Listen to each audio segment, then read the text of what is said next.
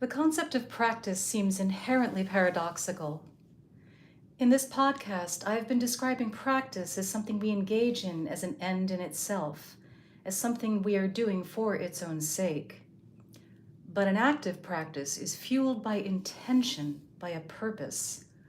Unless you have an outcome in mind, it is not really possible to practice, because then how do you know what to focus on?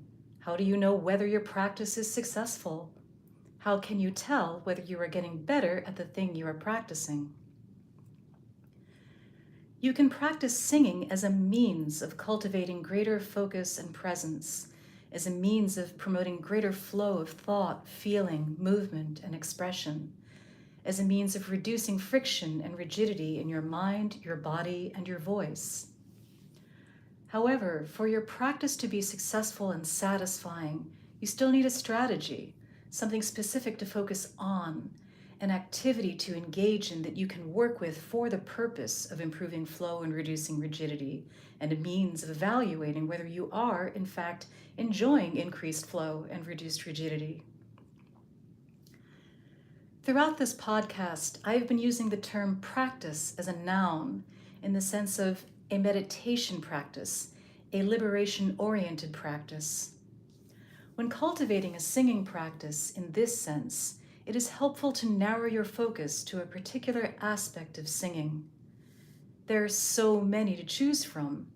You could focus on your breathing, on vocal production, on resonance, on phrasing, on learning or interpreting your music or your texts, and each of these facets could be further broken down into specific skills that you could focus on. There is no right choice. But because there are so many options, and because each of them seems essential, I think that people often have a difficult time choosing. I think this is among the things that make practicing singing feel overwhelming for many, to the point that they may avoid practicing, or feel adrift when they practice, even when they greatly desire to learn to sing well. I want to provide support for your practice in both of these senses.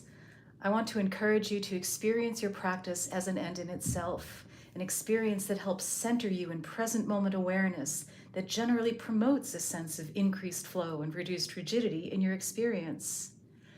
And I would also like to help you choose and move towards specific outcomes in your singing practice so that you can narrow your focus, engage various aspects of singing in a meaningful and productive way, to set an intention, and evaluate whether you are moving closer to realizing that intention.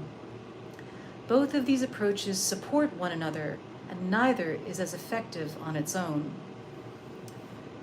Tomorrow morning, Monday, November 13th at 10 o'clock a.m. Eastern, I will lead a guided singing practice to explore and improve breath coordination. It'll be about 15 to 20 minutes long. If you have the time available, I hope that you will practice with me, and if not, you can practice along with the recording. For those of you who are accessing this podcast on platforms other than YouTube, you can join me for the real-time practice guided session. Good morning. For those of you who are accessing this podcast on platforms other than YouTube, you can join me for the real-time guided practice sessions on my YouTube channel. Please see the episode description for the link.